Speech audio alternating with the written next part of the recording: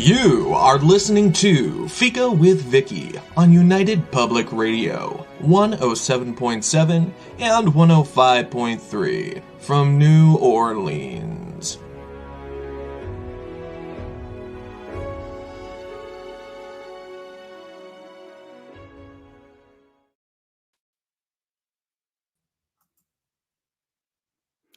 Hello, everyone, and welcome to Fika with today's guest, Reva Leah Stern, and me, your host, Vicky Bennison.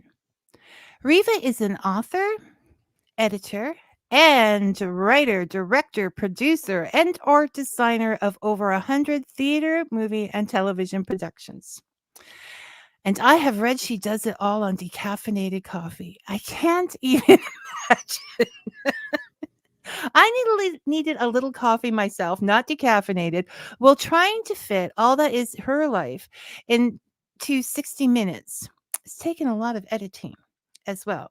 So we'll be doing a wide view of Miss Stern's accomplishments while focusing on her two of her novels, the Prescott Journals and the water buffalo that shed her girdle, which is a little shiny here, but that's okay. It should be shiny. It's a star. I chose these two books, these two works, because even though they are considered two different genres, they share the theme of starting over with a new life. And that starting over in Reva's books involves resilience, forging forward, using what life has given you, and a lot of laughter. Disclaimer, there are some tears too. Often there is no time in this world to grieve when you separate from a spouse, child, or parent. There are bills to be paid. Food needs to reach the table.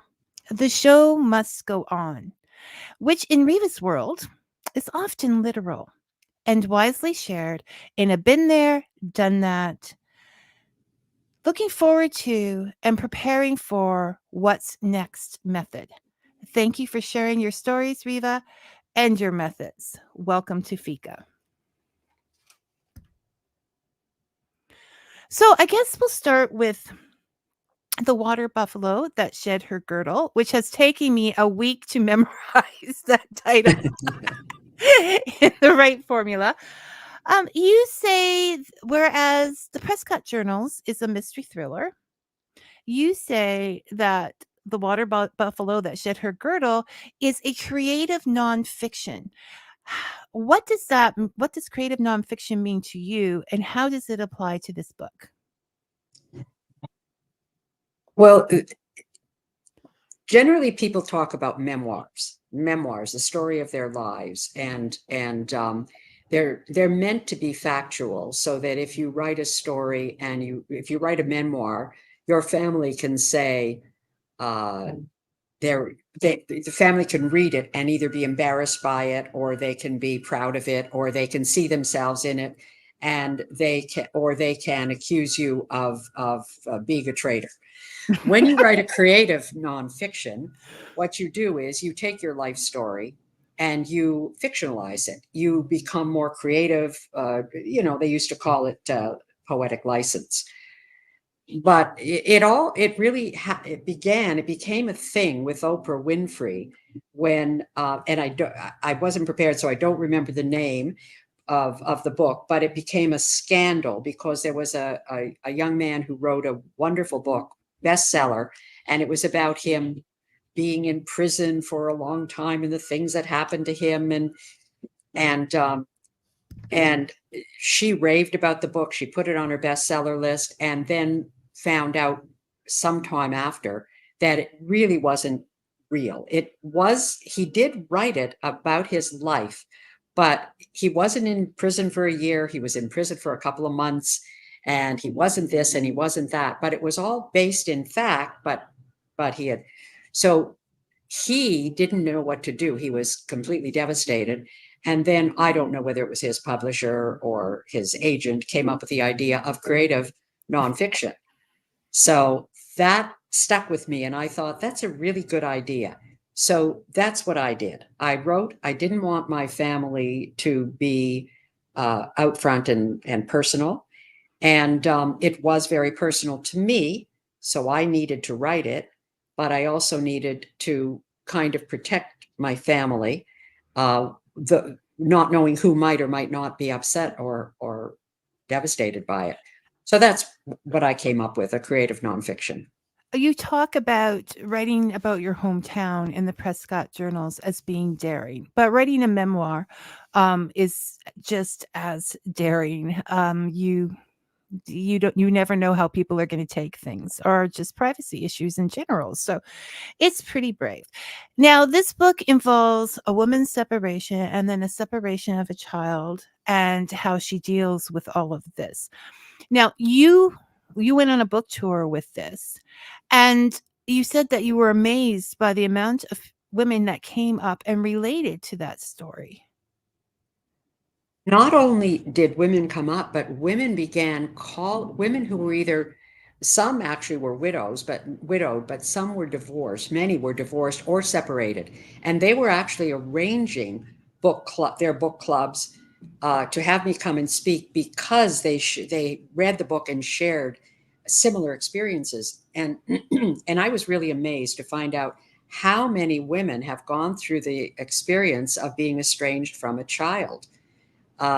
It was shocking to me. So a lot of the popularity from it came surprisingly from people who saw it as comfort, because I write it from a very darkly humorous point of view, and they couldn't understand how I could go through something so terribly painful and tragic and still find some kind of strange humor.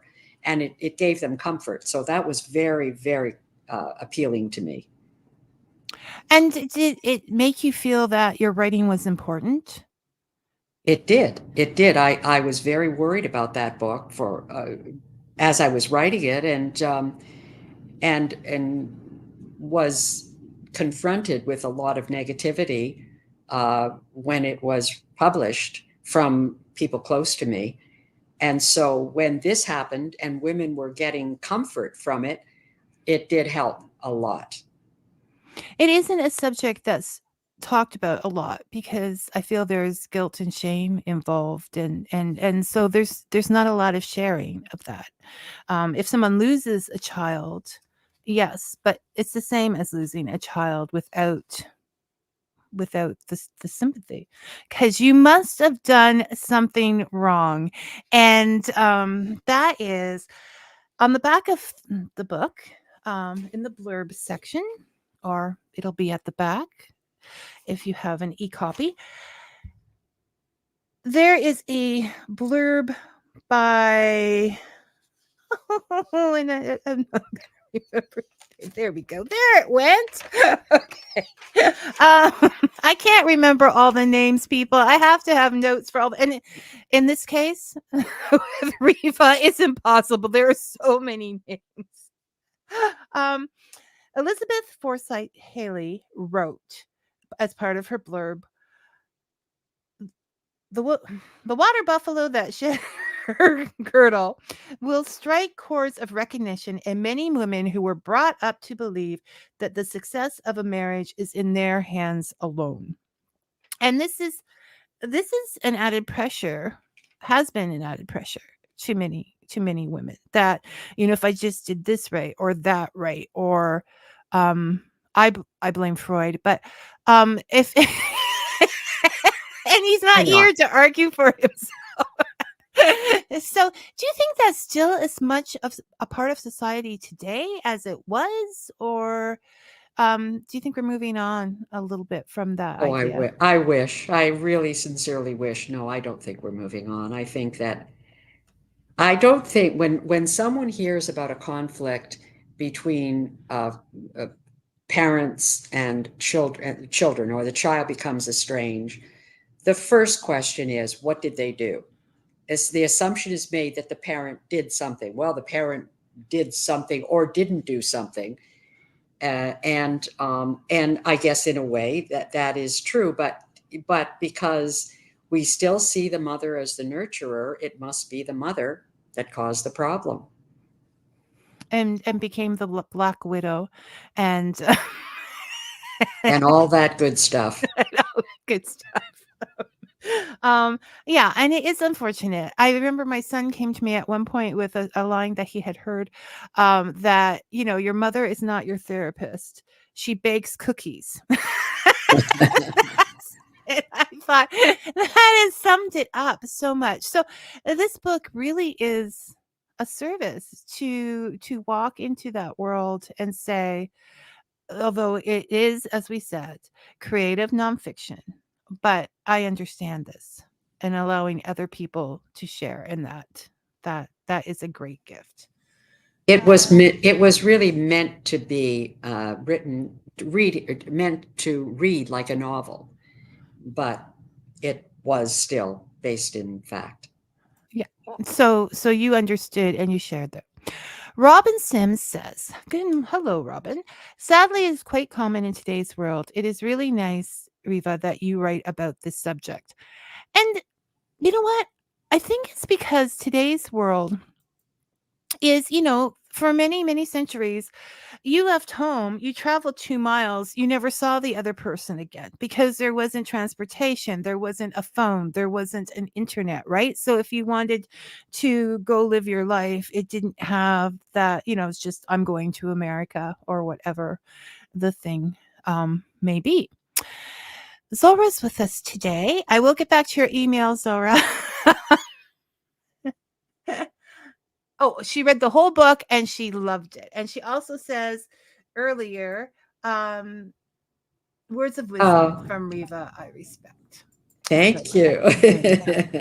Zora is in the house. So yeah, it is a lot of this. Now we're going to tie that in with the Prescott Journals, but could you tell us a brief synopsis? That one will get people to buy it, and two, that's our goal, and two, so they can follow our conversation a little better. Sure. I can tell you the root of it, why I wrote it. I was artistic director of a theater, and every morning when I came into my office, my secretary would put a pile of newspapers on my desk, and she would put, if a play had just opened, she would put them in order of reviews. If there wasn't a play, she just put them down any which way. And it happened that the Toronto Star was on the very top. I got into the office and I took off my coat and I leaned over and I looked at the headline, and it said, child prostitution ring, child pornography uncovered in Prescott, Ontario. And I just about choked because I'm from Prescott, Ontario, and it was a quiet, sleepy, lovely little town, and no such thing ever happened in that town when I lived there as a kid, and I was in shock. And it stayed with me for a long time, and I was moving on from that theater, and I was visiting my brother in California. He's a writer and film director, and I had this great idea for him. It's a year later, and couldn't get this story out of my mind, the idea of it. So I pitched this idea to him for a screenplay for him to write, and he said, no, I'm not going to write it. And I said, you don't like the idea? He said, no, I love the idea, but I'm not writing it. You are. And I said, I don't write screenplays. I write plays. He said, no, you're going to write a book. And I said, that'll never happen. I'm not writing a whole book. Well, I did, because he kept at me, and I did. And as you begin to write, the story finds you. You start to do your research. You start to look into the possibilities, the options, the ideas, you stretch yourself into all kinds of contortions, and you find things that keep characters and plot lines that just keep coming to you. And a lot of it came to me because I actually did remember things from my childhood, not about child pornography, but other characters in the area that were very undesirable, and things that happened that were very distasteful. Nothing to do with pornography again.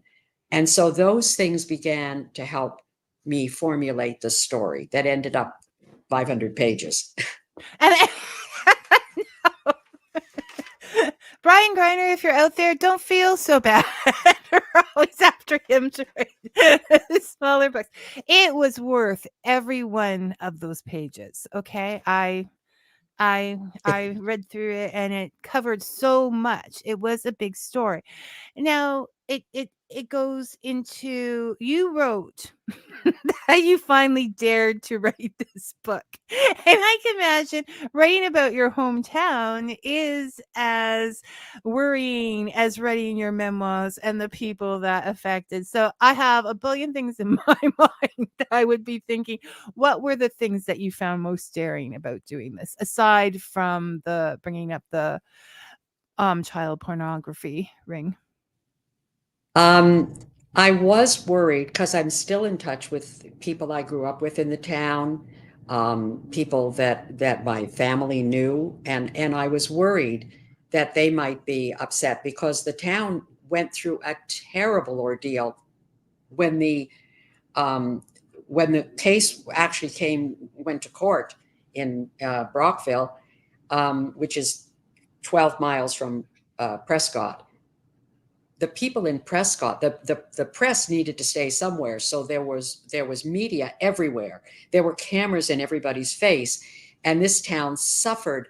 Everybody was suspect. If a man walked down the street with his child hand in hand, it was suspect. And these people went through hell. So bringing this up again, 30 years, it was, well, at the time I wrote it, it was about 25 years later. It just, I was worried that I would hurt people, that people would be upset, that the town would be affected.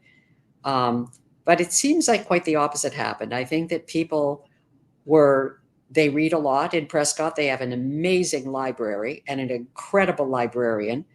And I think that it helped them. It brought it. I think it made the town seem more quaint and picturesque and friendly than It wasn't. No, it wasn't the town's fault. It was Right. individuals' fault, and it And was they lived about 10 miles outside of the town. They lived way back in the backwoods, as they call it. They weren't even town's people. or people maybe. I don't know. Yeah, or people. And it touches some other touchy situations as well, but it was all done.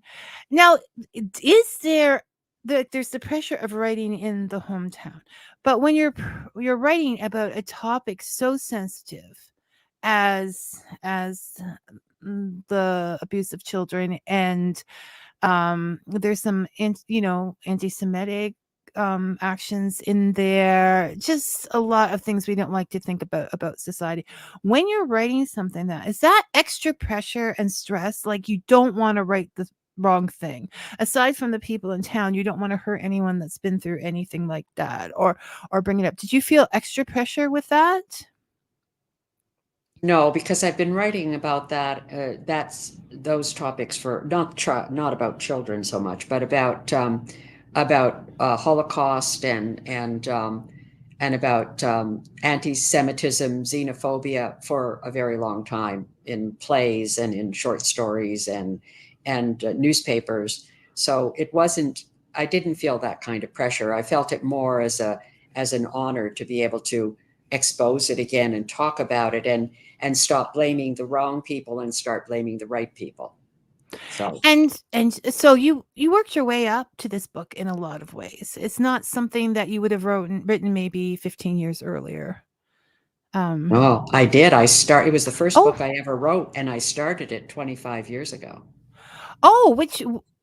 the Prescott Journals, or so it's taken 25 years to get it published properly. Yes. yes. My first book was The Water Buffalo. Yeah. Yeah. And there is also another book that I didn't. So Reva's just gonna have to come back again because I say my name. And no, I did not get to that because authors have to be understanding if they send me books this big that there's only going to be like 2 read. Okay. that has to be scene. And still, well, anyways, Brian asked, I should have checked Brian's question first. I did a quick check, and your ebooks are available on Amazon. Oh, Brian, here he goes again, but not on Kobo, a Canadian ebook It's retailer. just awful. Brian is on a mission. Brian, stick with the mission, please. I know, because I told him, okay, we're going to talk name brands here, people. And Kobo, if you want to, if anybody wants to sponsor me, go ahead. But I started with Kobo when I first started getting ebooks because it was Canadian, and I like to support that. But it didn't seem to have as many books available at that time. So I caved because I didn't want to have a billion different companies and things. So Brian carries on. He will never give up. Have you considered? Brian, get the books and then talk to me. Oh, okay. That's just my husband is listening as he goes out and enjoys an afternoon. So I think people out there in the world that these are incredible books, and I don't want to make them sound too they are very serious subjects, but somehow Reva can bring laughter into them as well. There is romance, there is history, there is if you are of a if you are of an age that you may enjoy the mentioning of old, and that's it, because I know you. Now, this book takes place in 1991. So the characters cannot, which is probably when you started writing it. The characters cannot simply pick up a cell phone and say, hey, this is, they can't take the smartphone and look up on the computer. Even if they had phones, which were extremely expensive at that time, everybody was just getting used to computers, and the service wasn't there. I mean, this is a rural area, and in northwestern, is that where we would put Prescott? Eastern. It's north. Port Ottawa. Port, yeah. So this they couldn't get service half the time, and they probably couldn't today too at some of those places. I know as we travel about. So this reminded me of what it was like. It wasn't, there was more suspense in a different kind of way at that time, because you don't know if people are going to get there in time. Or I know that you are not completely fond of a lot of all the social medias and stuff. Did you find it more enjoyable to write this book because of that? Sure. I hate social media.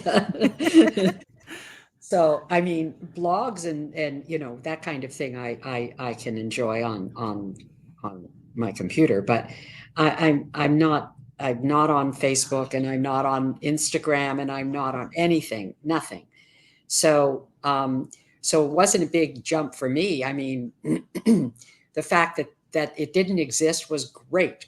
It was just great. That's what I was thinking as I was reading it, and I was thinking about you, and I'm like, but now that you said it took you 25, I was, first of all, never feel bad for that. There are many people that feel like that, and it has good sides and it has bad sides. So we all have our feelings on technology, but but I actually thought maybe you did it on purpose. See, I was accusing you, but the book actually started back then. So no, you're much. I just say, Vicky, it was more interesting that it was back then, when there wasn't social media, then there wasn't pornography easy at the fingertips, and that was a bad choice of words, but it was it was more difficult, and therefore more secretive, harder to detect, harder to find, harder for the police to find, because it was all live. It was all actually happening in reality, but no record, really. Yeah, because and even the town would have been hit even harder because you have all those little shows like Fika on the side, but looking to get those clicks and not it's sad. It's sad that people will use such a thing to promote themselves. I realize that's how it's done, but that's why I will always be just I'm not going to do that. I'm not going um to do that. So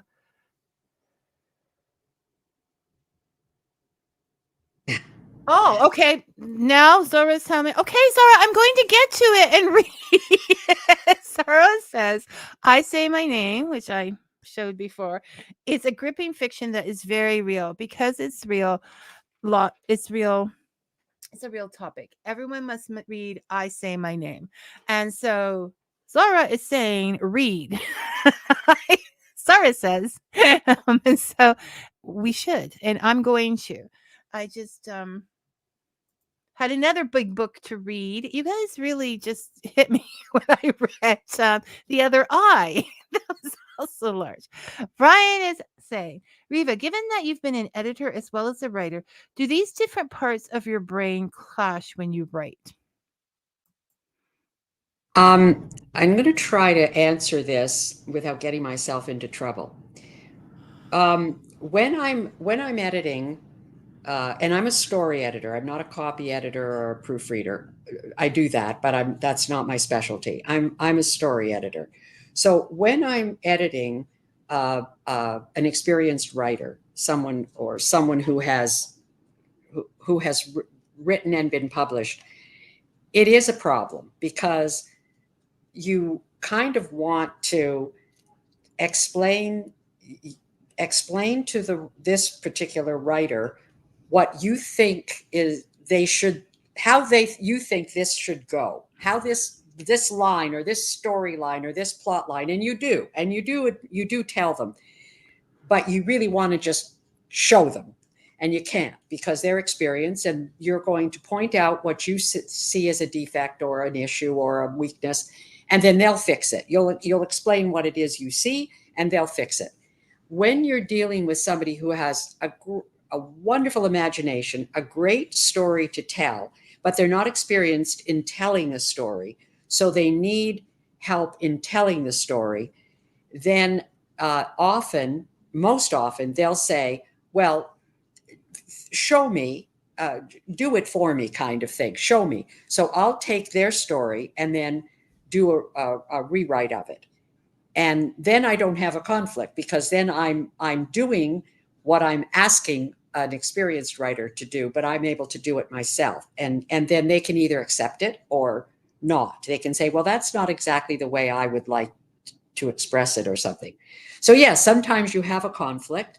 But most of the time when you're editing an experienced writer, they will understand, because that's what you're there for, your point, and they will try and do a rewrite or revision, and it usually you'll come to a yes, this is now working perfectly kind of situation. Relationship in the story is.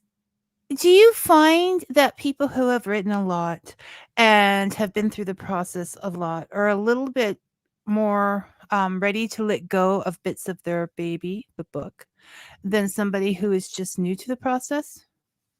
No, I find the opposite. There's one in the middle. There's a situation in the middle. The person who's very experienced, it's not that they don't want to let go of because they're married to it. It's because they have to be convinced that there's a problem. So it's more.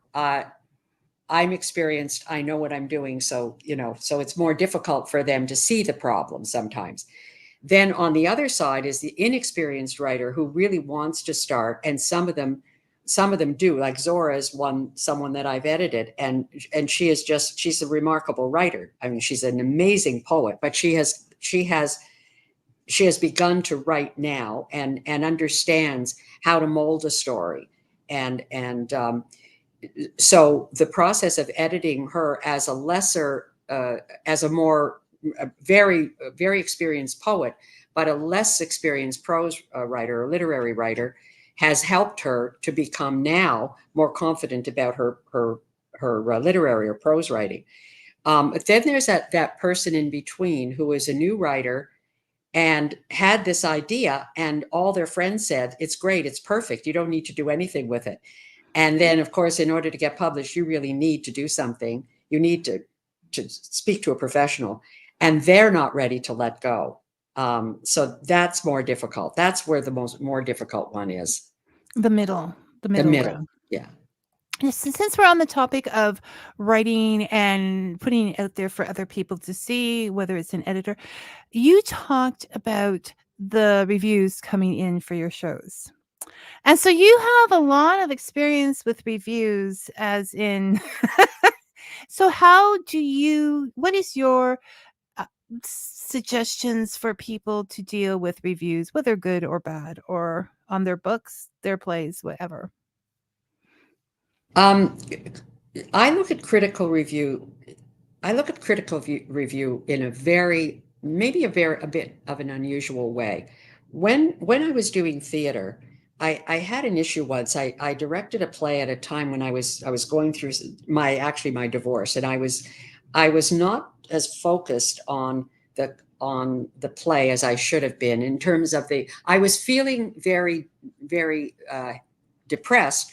So the play, which has a lot of comedy connected to it, did not come off on the stage.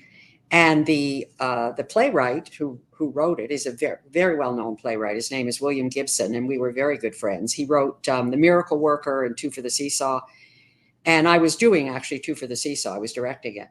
And the reviewer from the Globe and Mail wrote the review, and he said that he was shocked, because usually, Reva has a little spark, a little unusual edge, and I didn't see that. I was very unimpressed, because where I expected a certain attention to the comedy aspect, which is very subtle, it wasn't there. I was so upset. So I called Bill Gibson, and I told him, I said, I'm dealing with all this stuff, and this is terrible. And he said, well, I didn't see it. I'm not there. I'm in Boston. Is he right? And I stopped and said, you know what? He is right. He's right. And I called this critic, and he said, this is the first time this ever happened. I took him out to lunch, and I thanked him, because he was right. So I think it depends on who the criticism. This was a respected critic for the Globe and Mail at the time. And I think it depends on where you're getting the criticism. If it's a friend that is,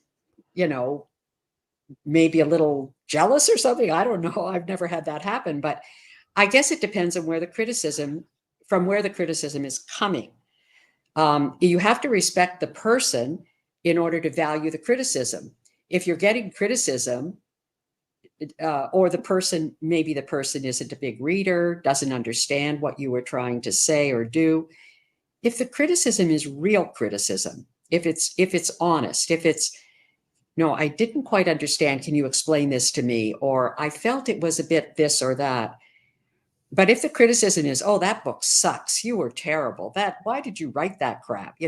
Well, then you've got a different perspective.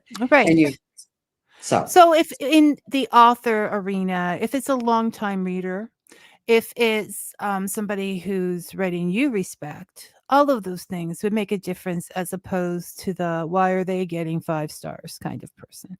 Yeah. I mean, the more successful you are, people tend to be a little more difficult sometimes. Yeah.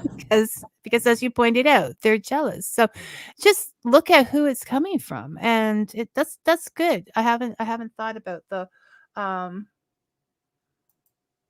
constructive criticism is always really useful. It's the only way we know whether we're whether we're on the right track. Right. How else are we going to learn? There's not, Reva, given that you've been an editor, once again, to author Brian Greiner, Reva, given that you've been an editor as well as a We writer, did do that. those different parts of your brain? Oh, I did that. Okay. I told you I need to get that appointment made. Robin, what is it like, Reva, to be a director? I was going to ask that, Robin. It must be really interesting and challenging at times. So here we go. Okay. I love directing. I haven't done it for a while now. I love it. And I love it more when I directed across the United States because I wasn't producing the show. So there was always a producer that had to take care of everything I needed. So if I needed the set repainted, or I needed to change this costume because I don't think it suits or it fits, or I didn't have to do that work. When you're artistic director, that's also your job. You have to take care of everything. So you're casting and you're hiring the crew, and you are in charge of everything.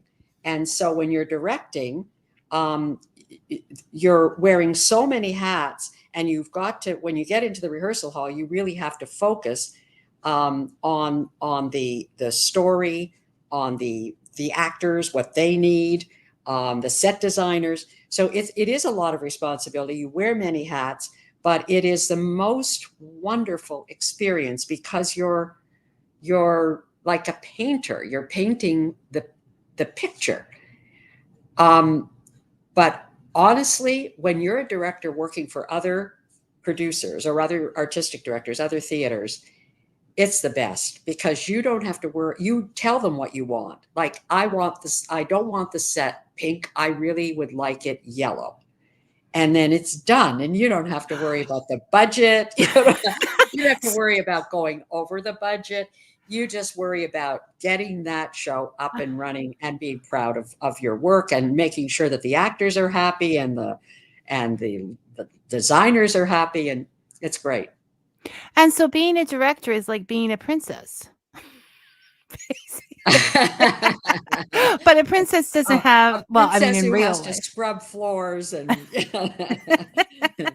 But I mean, this is important to say because it would be important to you because you grew into theater. This wasn't something that you picked or I'm going to do this.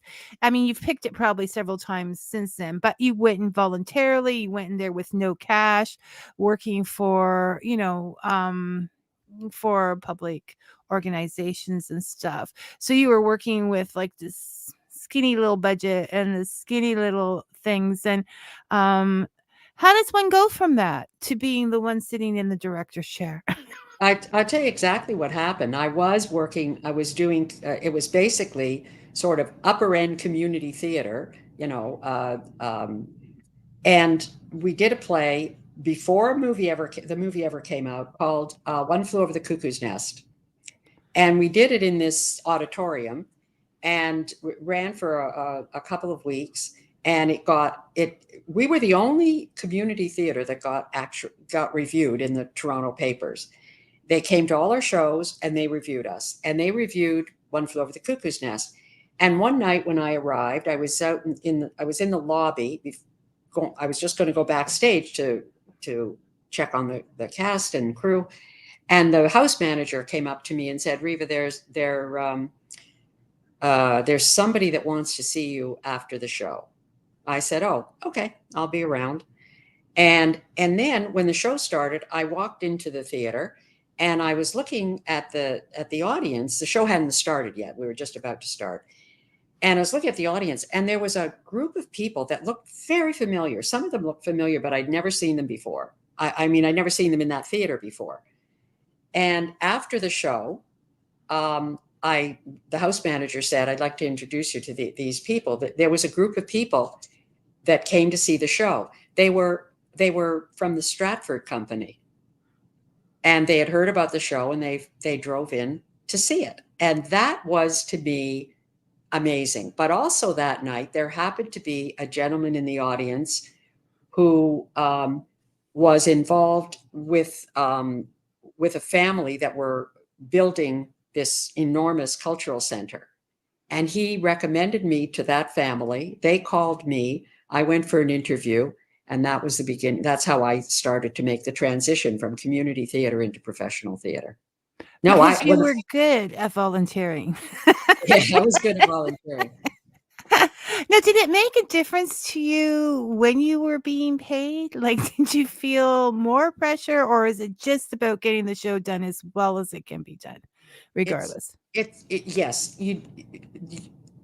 it doesn't matter. You want the show to be the greatest thing ever. But yes, your access to things and to people changes completely. You know, I worked with a lot of well-known actors. I was able to direct and reach well-known actors because I was now part of the professional theater community. I was a member of the unions and so on and so forth. So yes, it changed. It changed. But I still always had that community element to my theater. We brought in apprentices, trained people. We opened a theater school in that facility. We had 800 students when the theater closed. 800 students, active students. Well, I think just by reading your books and seeing other things that you've done, that you are extremely compassionate person who is willing to give anyone who's trying the extra little lift because someone gave it to you. So I think that shows right across the, I'm going to say screen, but there isn't a screen in theater. Right across the whole field. And then she had a question and it went away. Oh, I wanted to say that this story, if you're also interested in theater and you know how someone gets a career and or just like hearing nostalgia and how things happen, that is also a big part of the water buffalo that shed her girdle. Now that I have that memorized, I'm going to say it over and over again. But it does discuss in a creative nonfiction, a creative nonfiction way about your career in the theater and how you rose through it and experiences that you had there. Now, I'm going to bring this up, people, because it might come up again. And I want to say, first off, that Reva is a very trusting person too, because she said, "Don't give me a question sheet. I'm just going to go with it." I trust you. It's good. So if there's anything that comes up that she doesn't quite remember, she wasn't back figuring it out a couple of days ago. Okay, she's going cold, baby. This is all cold and it's raw. Reva Leah Stern here today on Fika with Vicky. Before we get on, okay, we're good. Okay, so let's go through. You just mentioned, I'm not usually big on name dropping, but this is fun. Okay, so you just mentioned you met a lot of famous people while doing this. Do you want to run through a few of your, not favorites, but ones that come to your mind today without preparation? Sure. Let's see. I mean, I don't know the age group of your demographic, but they may not remember any of these people. I 1:00 in the afternoon. I feel like I have an audience that would. Okay. Well, if anyone remembers Barbara Rush from the Philadelphia Story, she worked with Rock Hudson and she worked with Frank Sinatra. And I worked with her on Woman of Independent Means. We introduced it at the theater, and then we did it again because it was so popular. We brought it back, and she and I became very, very good friends. And through her, I used to travel a lot to LA. My family's in Los Angeles, and we would get together, and I would meet a lot of other people through her. And so I met a lot of writers, and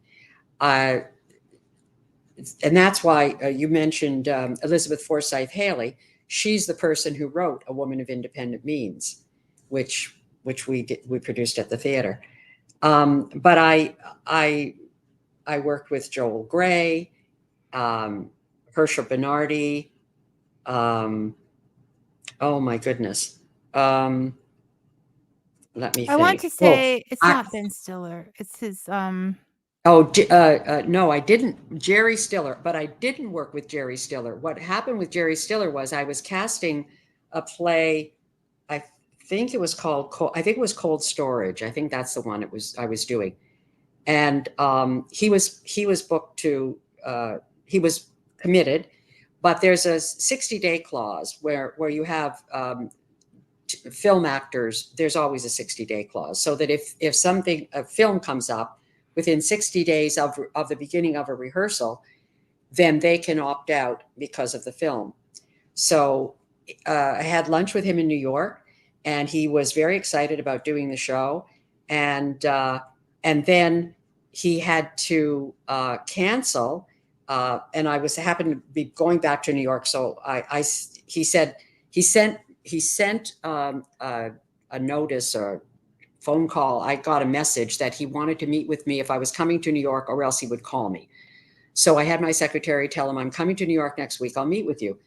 And he was so apologetic because he had just gotten notice that he was going to have a regular gig on this new show called Seinfeld. So he wouldn't be able to do my show. So that was that. And then another time, I had a deal with, oh my goodness, what was his name? Oh, I can't remember his name. It'll come to me. And again, I didn't hear from him, but his agent called me and said, Reva, I'm really sorry, but he got a film and he's going to be shooting at exactly the same time, just before he starts, just before you go into rehearsal. Anyway, I had to go to LA, and I always stayed with one of my brothers when I was there. And I was with my brother, and he said, do you want to come on the shoot with me today? Because if you've got a free day. And I said, sure. So I went on the shoot, and who was there? Martin Balsam was his name, Martin Balsam, who was working for my brother. I didn't know, and he didn't know that he didn't put the two of us together. And I said, this is the movie. And I had no idea. So, have you forgiven your brother for that?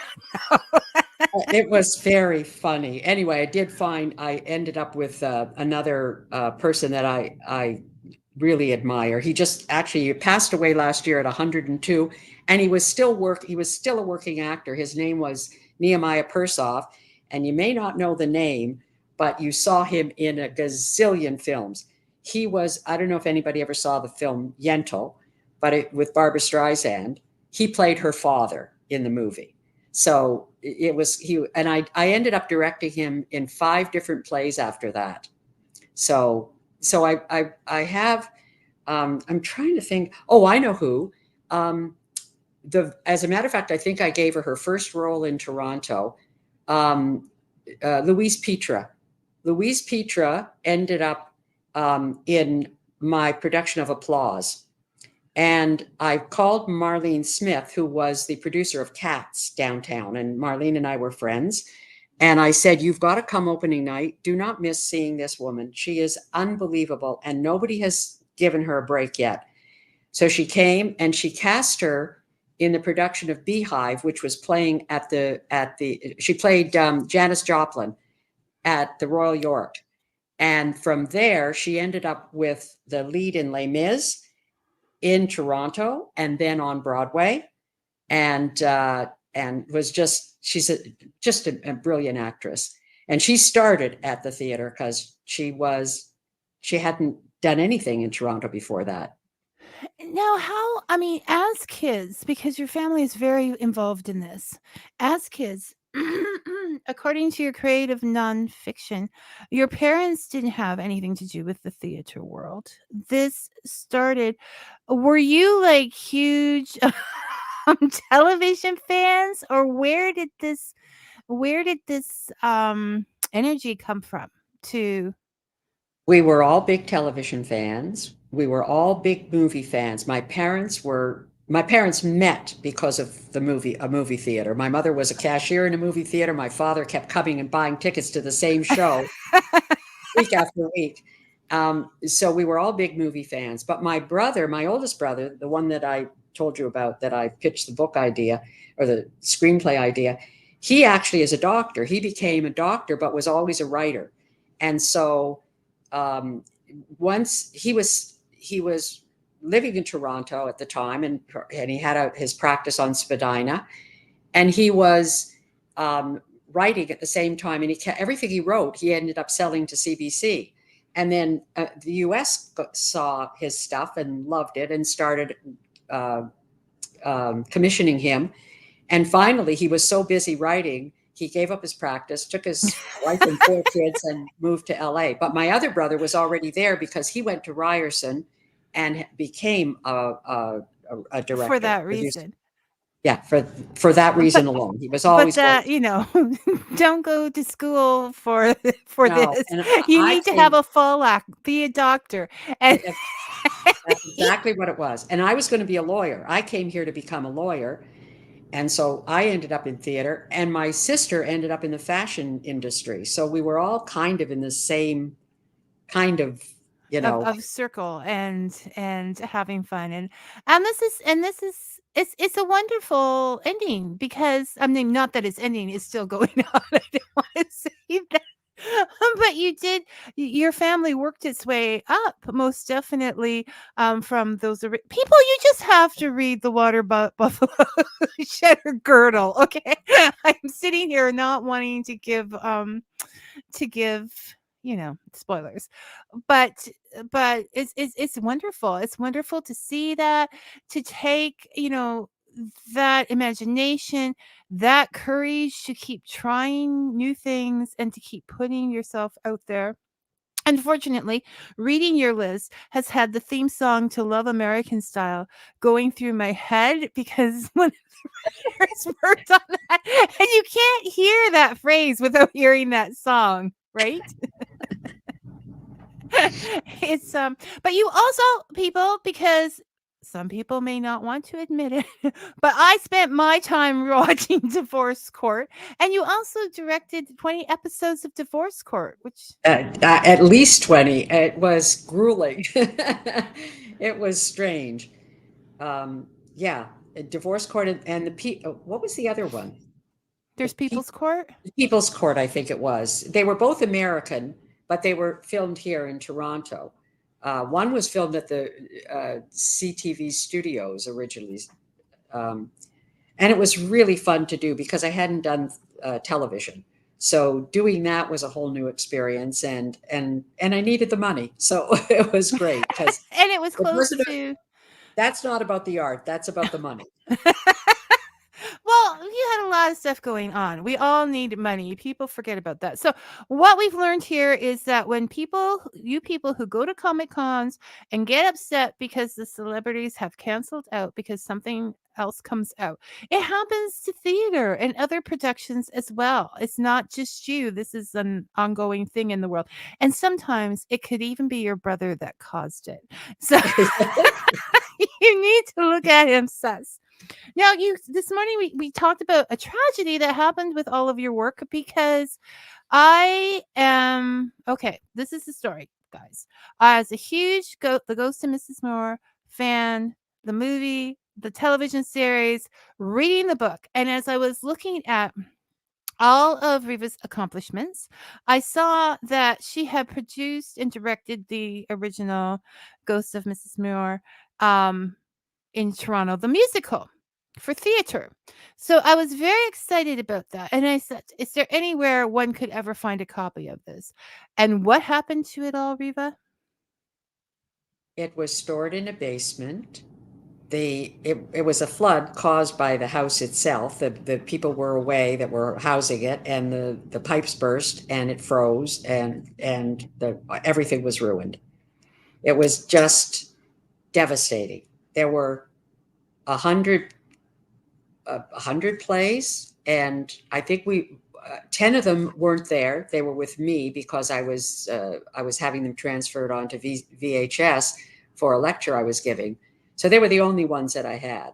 And Ghost of Mrs. Muir, which I got to tell you, my daughter loved it. It was her very favorite. I do have a cassette of the music. That I do have. But it was her favorite, and she was devastated that it was gone. It was done. Because those cassettes, the video, these huge video tapes, they weren't beta, they were something else. I can't remember what it was called, but there was two. Yeah, there was two at the time. What do you mean?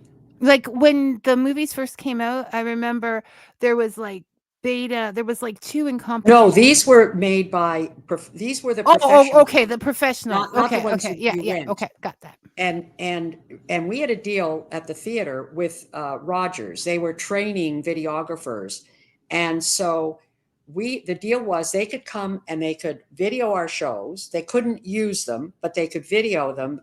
But we got a copy in return. So these were professionally done. They were incredibly well done, and they were all destroyed. It was, And I'm crying because and me this thing too. existed, and I will never. If I can figure out how to get that music, I'll see if I can find somebody who can get the music onto USB, and I will get it to you. So you I would love that because I want because the music is the story. The whole story is there. Yeah, because it's all done in song. So I could just not visualize it. But did you ever keep any posters or anything from your productions? Yes, as a matter of fact, I have everything. All those things are in a warehouse because once that happened, anything else that I had that was safe, we moved into a warehouse. And the Ontario Archives is now going to be taking all of the stuff that I have, whatever videos I have left, and program books and flyers and posters. It's all going to go to the archive soon. So I have a lot. So they have been saved, and I would Those have really been saved. appreciate. Yeah. So I'm doing so a lot today because you keep sending me on these trains of thought, and I'm like, no, I can't take the whole train to its destination because I don't have time. But we are definitely going. Okay, the important stuff. So first of all, I wanted to nag you a little because in searching your stuff, I, obviously go to what is it called? IMG, which has all the stuff on all the shows in the world and everybody who's directed in that. But apparently you have to put your own information in there. So Reva, you need to go to the IMGs of the world and put directed to, did this, did that. It would make my life much easier. And 2, you're working on a new. So you're basically just working on your writing and editing at this point. Right now, I'm editing another author, 250-page. It's actually a collection of short stories. So I'm finishing that up. That's what I do for a living. And I have another collection of short stories of my own, which is going to be a new thing for me. And I haven't tried to get it published yet, and I'm not quite finished. I need to do one last draft. It's called The Strange Spectrum of Mysterious Mishaps, or The Curious Book of Colors. And it's a whole bunch of stories that kind of have the characters kind of end up with a comeuppance at the end, but they're kind of funny. Some of them are sad, but most of them are quite funny and to you, a little shocking. And it's not for the kiddies. It's no, not really. And so we're probably looking at a 25 or a 2026. I would say probably 26. Yeah. I have to check out publishers. The first book was published in Canada with the best experience of my life. The next 2 were published in the States. Not so good. And it's not really their fault. They did a good job on the book and so on, but it's just that there are so many books in the world today.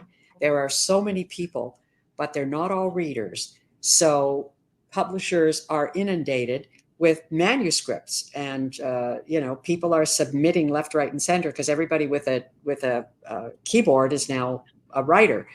So it's very hard to get space. And like I said, I'm not on social media, so I can't self-promote. So it makes it more difficult. I mean, my first book did really well and was everywhere. But as you saw, Kobo doesn't have these books, and the books, Chapters doesn't have the books. Mind you, if you call Chapters, they'll get it for you. They will order it. Right. So it's not. Do not blame Reva that they are not on Kobo, because that is something that her publishers are not doing for her. It is, if you were on, like, I know a lot of indie writers who have done that because of their frustrations with publishers. On the other hand, publishers do provide services, so it's a question that's out there, but I would like to see it soon. Mr. Griner has found a way to correct me this week in that it is IMB, not IMG. See, I thought it was Brian, but I couldn't read my writing. I was scooping down so many notes. You don't know everything this woman has done. But if you'd like to, we will be planning a second. Did you have fun, Reva? I had a great time. Would you like to come back and visit again? Anytime. Okay, Anytime. so we will be having. You are delightful. You really are. Oh, thank you. I'm going to blow my own horn here, only because we talked about plays and theater and that. I once worked a psychic fair, amazingly enough, as the announcer or whatever. And the two gentlemen that ran it, the one worked PR for Broadway. And he goes, you know what? I give you 10 out of 10 stars for being delightful. And I said, can I get that for a resume? Like, I need that. Yes. Quote me. You're delightful. Yeah. Oh, this is my favorite thing to be. Okay, people. Brian, did you hear that? I'm delightful. We see you in the moon. Okay. Zora has said, who's the last one? I'm losing it. Oh, don't forget the AI help or intervention. Okay. And I'm familiar with the pain of losing literary or artistic work during COVID. I wrote to Reva and she comforted me. I have a feeling Reva comforts a lot of people. So I have to, you know what? Mississauga is as far away from me right now as London, England, as far as my ability to get places. But someday, see, I'm inviting myself. Someday I have to go meet everybody, and because it's just been so much fun interviewing all of you ladies. So you can get Reva's books on Amazon, and do they have them? Barnes and Noble. Barnes and Noble. Chapters will order it. And Chapters. You can get it on chapters.ca. Yeah. Oh, you can get it on Chapters. I believe you can. You never know, because. Well, this is what I'm saying. I did not see that. I'm going to go check and I'll tattle, because I think everybody needs to be able to get the water buffalo that shed her girdle, and I didn't see it on ebook on there. So do you have are we over time? Do you have it doesn't matter. Okay. I just want to say that I know Zora's had the same issue, and a lot of authors that I know have had this particular issue I'm going to describe. It used to be when a book came out, like my first book, for example, it automatically went into every library. Every library had it. That's just the way it was. The distributor sent it out. There's a central library distribution, and they would get the book and it would just automatically end up in the library. It is almost impossible to get a book into the library today. I mean, I guess if you're Margaret Atwood, you don't have a problem, but it is so difficult. And a young man that I met at a writer's event read my book and he loved it. And he said, if you give me a copy, I will try and get it into my library. And if I can't, I'll bring it back. He said, but I'll get it in. So he took a hard copy, took it to the library. In the next meeting, he brought it back. He said he was so upset.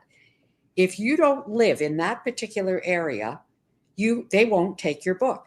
And if you do live in the same area as the author, local, this is all if you're a Canadian local author, then people from the area have to come in and ask for the book. If they come in and there's a demand, then they'll get the book.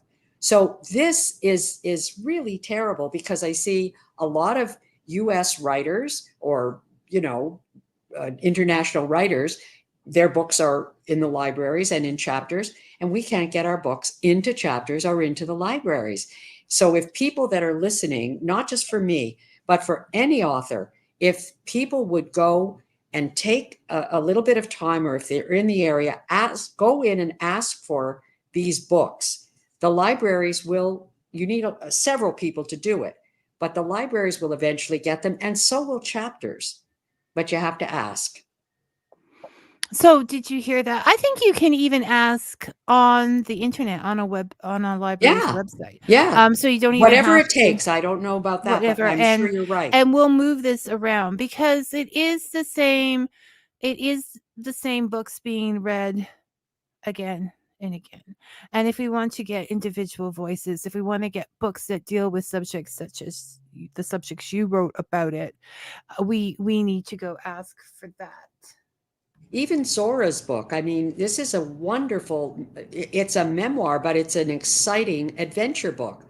She can't get it into, across the country. It's not everywhere. It should be everywhere because it's a Oh no, unique no, that experience. is I was just turning the page to see what she had to say.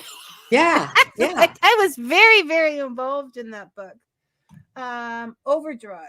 People can use it to get your work through that. Okay, Janice, what are we saying? Overdrive. People can use it to get your work through that app as long as you have one copy in your local library. So, and then if more people get it through Overdrive, it will that's one of the EPUBs.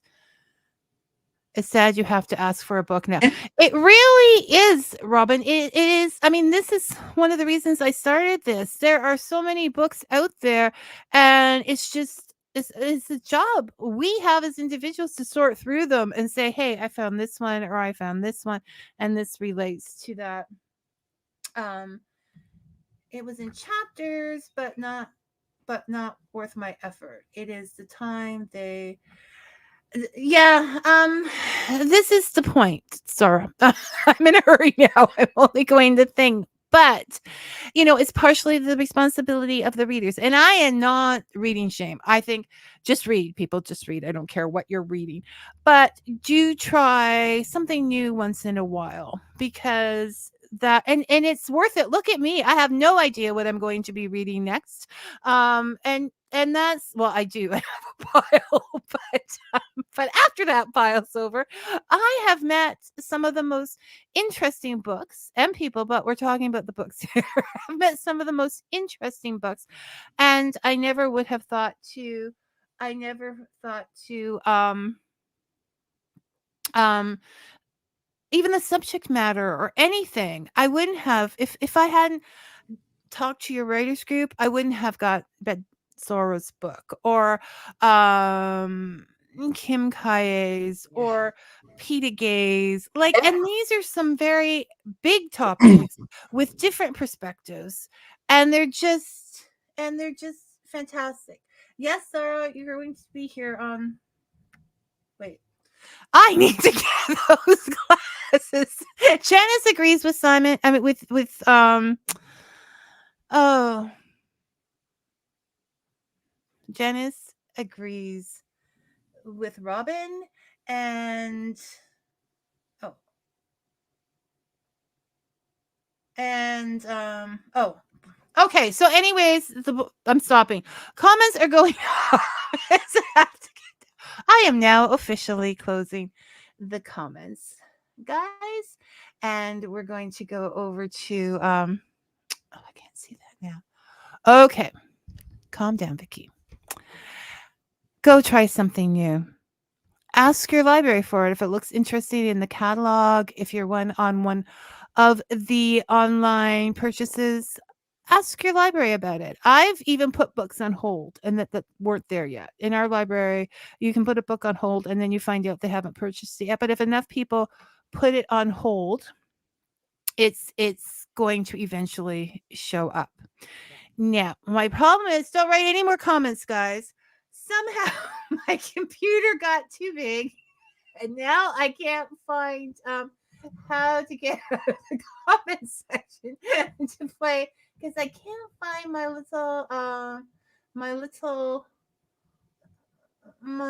okay, let me come small.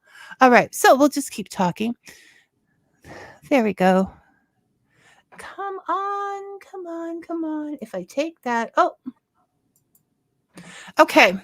I'm just going to pull this out of here and see how it goes. So, thank you so much for coming, Reva. It's just been a joy, and there's so much more to talk about. This was a pleasure, and I don't know if you really realize how much you're doing for writers, really. Well, Amazon. After all that, I take Amazon cards. Because my reading budget goes. I'm going for something new. People should be sending you books. Well, people do, but Good. sometimes I just want to check something out beforehand. So people, there's a lot of kind authors out there, and they send me like 3 books. You know, and bookmarks and the whole deal. So, you know, and I am good with ebooks as well. I I can go either or. For example, as after reading this one all one day.